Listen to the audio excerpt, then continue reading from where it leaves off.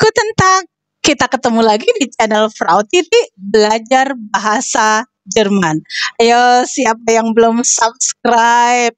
Subscribe ya, agar Frau Titi lebih semangat lagi membuat video-video berikutnya. Jadi tugas kalian adalah like, subscribe, dan komen. Klik tombol loncengnya juga, share ke teman-teman kalian. Oke, sip lah. Materi kita kali ini adalah tentang Aussagesatz und Fragesatz, kalimat pernyataan dan kalimat pertanyaan.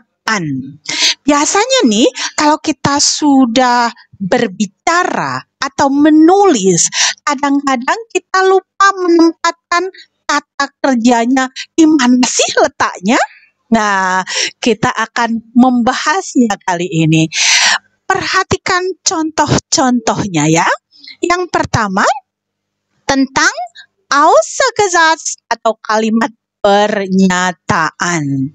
Frau Titi akan memberikan contoh-contoh kalimatnya dan simak baik-baik. Ich lese heute ein Buch. Ich lese heute ein Buch. Morgen gehen wir ins Kino. Morgen gehen wir ins Kino. Die Uhr kauft Hannah in Berlin. Die Uhr kauft Hannah in Berlin. Perhatikan 3 kalimat ini. Apa yang dapat kita simpulkan untuk Aussagesatz atau kalimat pernyataan? Apa yang terletak di posisi pertama? Ada ich, subjek. Kemudian ada morgen, keterangan waktu. Kata keterangan waktu yang artinya esok. Kemudian kalimat ketiga ada die Uhr.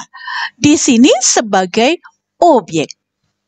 Berikutnya, apa yang ada di posisi kedua?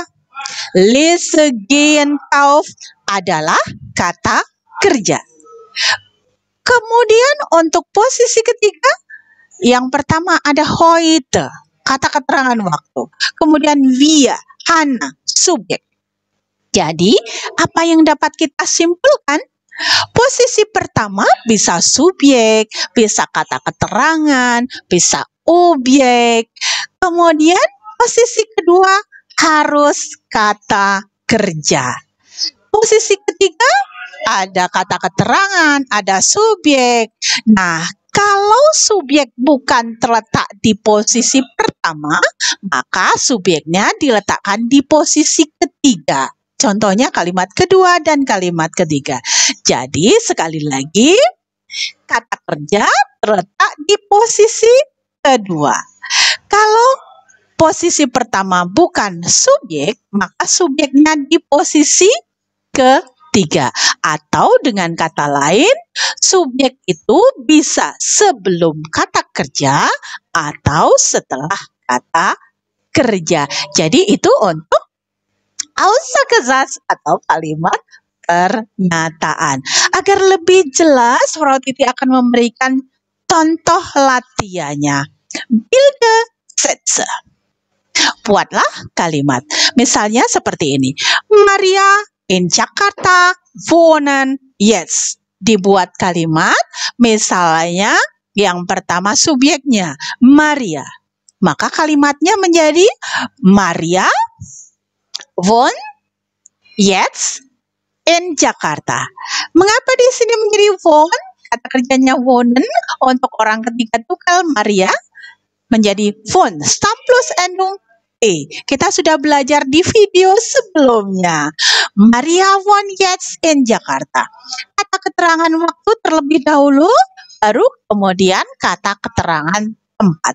Bagaimana kalau yang pertama jetzt, kata keterangan waktu? Jetzt wohnt Maria in Jakarta. Jadi seperti itu susunannya. Bagaimana contoh berikutnya? Vielen Dank Deutsch Diana super. Kalau yang pertama Diana, maka kalimatnya menjadi Diana findet Deutsch super. Kalau di posisi pertama Deutsch findet Diana super. Oke, kita lanjutkan contoh yang ketiga. Fahren am Samstag, wir fahren. Wir fahren am Samstag Fahrrad. Atau am Samstag terlebih dahulu. Am Samstag fahren wir Fahrrad. Oke, itu untuk Aussagesatz atau kalimat pernyataan. Di posisi kedua selalu kata kerja. Kita berlanjut untuk kalimat pertanyaan. Pertanyaan. Jangan keliru. Pernyataan, pertanyaan. Ya, berikutnya adalah kalimat pertanyaan atau Fragesatz. Nah, yang ini yang pertama untuk Fragesatznya, kalimat pertanyaannya atau kalimat tanya, yaitu kalimat pertanyaan dengan kata tanya, menggunakan kata tanya yang diawali dengan huruf W, misalnya was, wie, wo, atau disebut juga dengan W-Fragen. Perhatikan contoh-contoch kalimatnya. Was machst du heute?